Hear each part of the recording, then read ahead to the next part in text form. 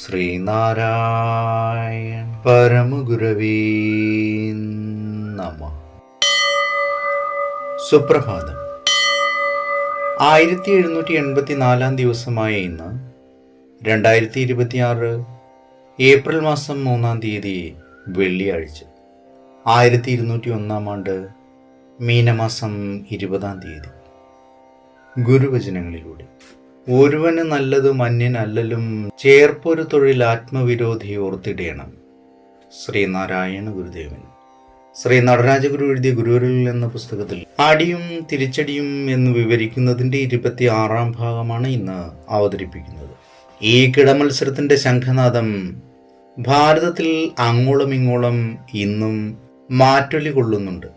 ഇവിടുത്തെ നാട്ടുംപുറങ്ങളിലും മലമ്പ്രദേശങ്ങളിലും ഈ വെല്ലുവിളിയും പ്രത്യുത്തരവും ഒരിക്കലും നനയ്ക്കാതെ ധ്വനിക്കുകയും പ്രതിധ്വനിക്കുകയും ചെയ്തുകൊണ്ടിരിക്കുന്നു.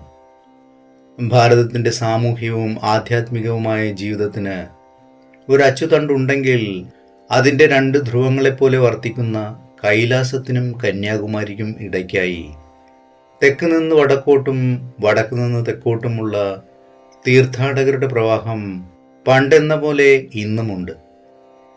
അങ്ങോട്ടും ഇങ്ങോട്ടുമുള്ള ഈ തീർത്ഥാടക പ്രവാഹത്തിൽ അതിസൂക്ഷ്മമായൊരു യോഗരഹസ്യം അന്തർഭവിച്ചിട്ടുണ്ട്. ഈ തീർത്ഥാടകരുടെ ലക്ഷ്യത്തിൻ്റെ ഒരറ്റം മഞ്ഞുമലയാണെങ്കിൽ മറ്റേ അറ്റം അലമാലകളുടെ തഴുകലേറ്റ് കിടക്കുന്ന ചുട്ടുപഴുത്ത മണൽപ്പരപ്പാണ്.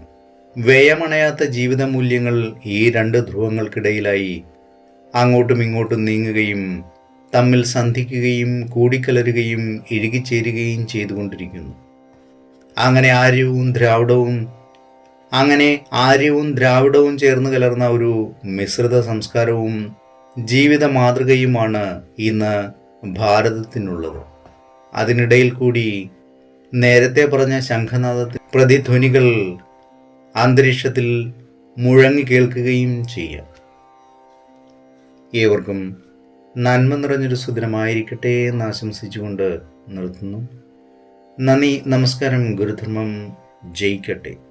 ശബ്ദം നൽകിയത് സുജീഷ് മഹേശ്വരി.